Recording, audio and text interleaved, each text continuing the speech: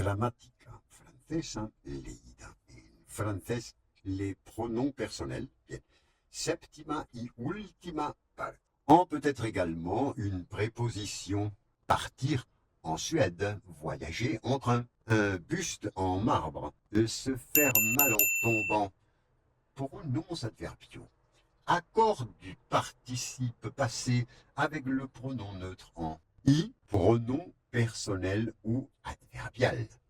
I comme en remplace un ensemble de mots de nature grammaticale différente. Il est à la fois pronom personnel et adverbe. Et c'est pourquoi on parle parfois de pronom adverbial. Il remplace un complément de lieu précédé de sa préposition à, dans, chez, sur, et par extension, tout type de complément précédé de ces prépositions. Connais-tu la ville de Nantes? J'y suis né.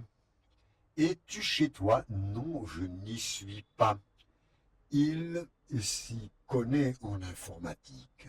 Que je renonce, n'y comptez pas. Pour des raisons de phonie, i est omis devant le futur et le conditionnel du verbe aller.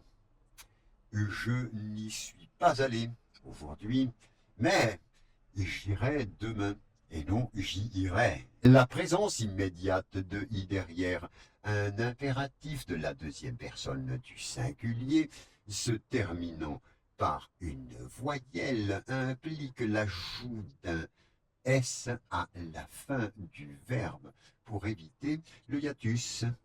Va dans ta chambre, vas-y. Toutefois, si i est complément d'un verbe à l'infinitif qui le suit, on n'ajoute pas de S. La banque est encore ouverte. Va y déposer ton chèque. I se place toujours après le pronom personnel. Emmène les y et non emmène-y-les.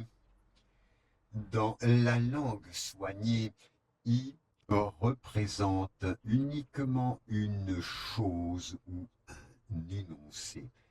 Les noms de personnes sont remplacés par le pronom personnel correspondant. Je pense à mon mari, je pense à lui. Mais dans la langue relâchée, on trouve parfois i en remplacement d'un nom de personne. Cet usage est à éviter. Je pense à mon mari, j'y pense, pronom adverbiaux. Impératif, pluriel de majesté et de politesse. Pluriel de majesté.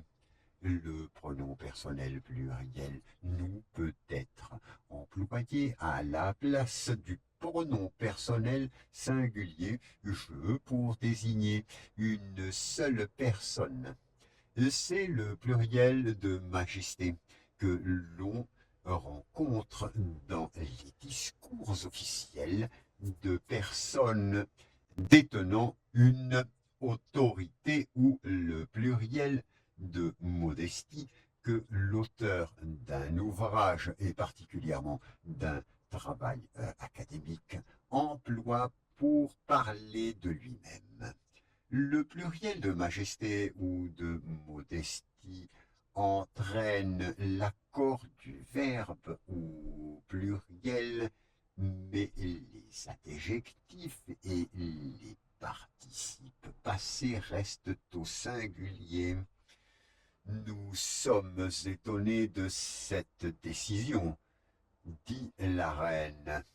Nous avons nous-mêmes réalisé toutes les expériences de cette thèse. Pluriel de politesse. Les pronoms personnels pluriels vous peut être employé à la place du pronom personnel singulier tu pour s'adresser à une seule personne que l'on vous voit. C'est le pluriel de politesse. Qui êtes-vous, monsieur? On vous voit normalement les inconnus, ses supérieurs et toutes les personnes avec qui on n'a pas de lien étroit. Le vous de politesse entraîne l'accord du verbe au pluriel mais les adjectifs et participes passés restent au singulier. Vous êtes très aimable. Avez-vous fait cela vous-même? Je vous trouve fatigué. C'est à une femme que l'on s'adresse. Bien, aquí finaliza la regla de los pronombres personales. Bueno.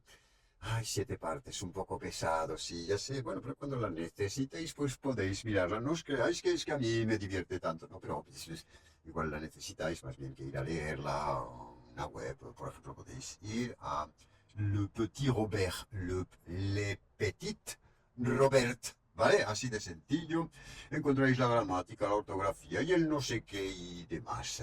Bueno, soy Jean-Claude, de Cocinas y Decoraciones, donde no nos tocamos los cojones. Hacéis de botones, de likes y nos vemos en un próximo vídeo de lo que sea. Chao, chao.